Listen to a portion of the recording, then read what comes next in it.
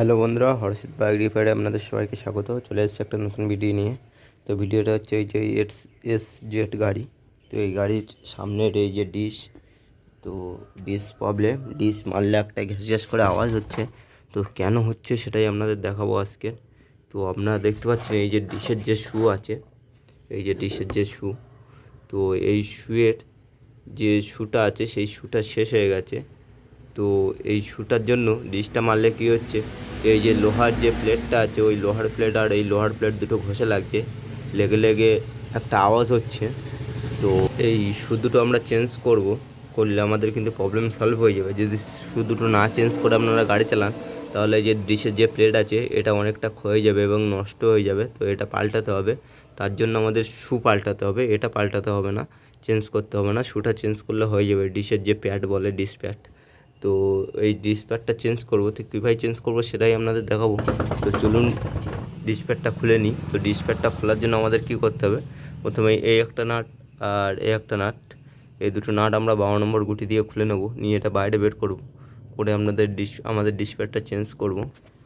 তো আপনারা দেখতে পাচ্ছেন 12 নম্বর গুটি হ্যান্ডেল দিয়ে আমরা ডিশ প্যাডের যে দুটো নাট আছে 12 নম্বর নাট, তো এই দুটো খুলে নিচ্ছি। নেওয়ার পরে আমাদের ডিশ যে মেশিনটা আছে তো সেটাই বের করব। তো নাট দুটো খোলা হয়ে গেছে, খোলা হয়ে যাওয়ার পরে এবার আমরা আস্তে করে এরকম করে টান দেবো, দিলে দেখতে পাচ্ছেন বেরিয়ে গেছে।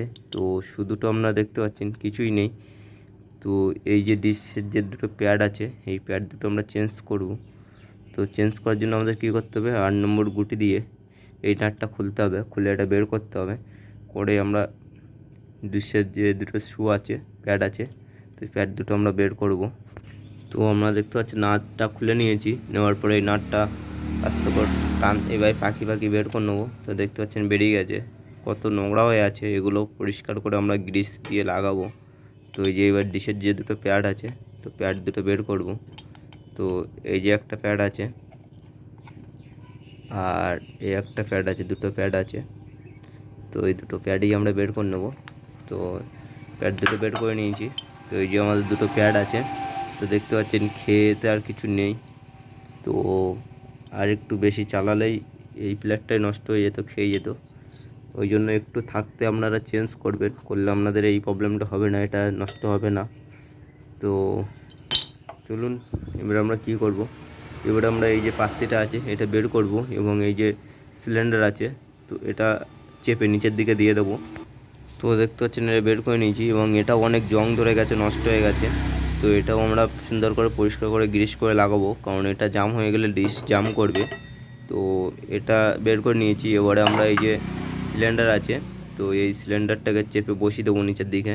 তো এটা ঠিক নোজ প্লাই দিয়ে এইভাবে ধরবো, ধরে এইভাবে আস্তে করে চাপ দেবো, দিলে এটা বসে যাবে।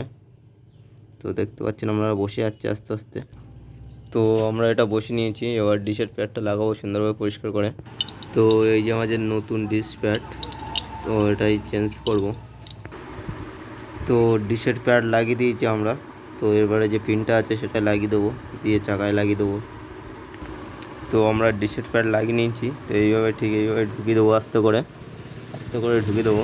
দিয়ে এই যে দুটো নাট আছে তো নাট দুটো আমরা টাইট দিয়ে দেবো, দিলে আমাদের কমপ্লিট হয়ে যাবে। তো আমাদের ডিশ লাগানো পুরো কমপ্লিট। এবারে আমরা ব্রেকটা পুশ করে আমরা ডিশটা ধরবো, ধরে এখান দিয়ে নাটটা ঢিলে দিয়ে হাওয়াটা বের করে দেবো, দিলে আমাদের কমপ্লিট হয়ে যাবে। তো আজকের ভিডিও এই পর্যন্তই, দেখা হবে আরও একটা নতুন ভিডিও নিয়ে। ততক্ষণের জন্য আমরা ভালো থাকবেন, সুস্থ থাকবেন।